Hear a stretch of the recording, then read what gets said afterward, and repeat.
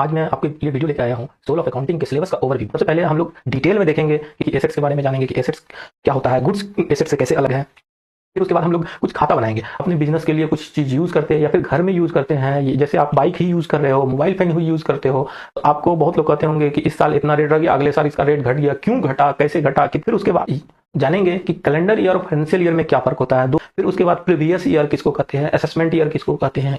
फिर उसके बाद इनकम टैक्स और जीएसटी के बारे में भी जानेंगे कि ना किसी रूल के बिना किसी रेगुलेशन के हम लोग देखेंगे कि अकाउंटिंग क्या होता है, अकाउंटिंग की जरूरत क्यों पड़ती है। ये हम अकाउंट कोई बोलता है अकाउंटिंग, कोई बोलता है अकाउंटेंसी, तो इस तीनों वर्ड में क्या फर्क है, क्या डिफरेंस है, हम लोग ये जाकर के आगे में देखेंगे। फिर उसके बाद देखेंगे कि कितने तरह से अर्न कर सकते हो, बिजनेस की दुनिया के कुछ प्रोफेशनल वर्ड को देखेंगे। उसके बाद अकाउंटिंग फ्रेमवर्क के बारे में हम लोग देखेंगे। फिर उसके बाद मॉडर्न अकाउंटिंग को देखेंगे, मॉडर्न। फिर उसके बाद हम लोग अकाउंटिंग का सबसे पहला, जहां हम लोग एंट्री करते हैं ना, जिस बुक में सबसे पहला एंट्री जो करते हैं जर्नल एंट्री में ही करते हैं। फिर उसके बाद लेजर पोस्टिंग को भी देखेंगे। उसके बाद ट्रायल बैलेंस बनाएंगे, ट्रायल बैलेंस बनाएंगे। फाइनल अकाउंट में दोस्तों हम लोग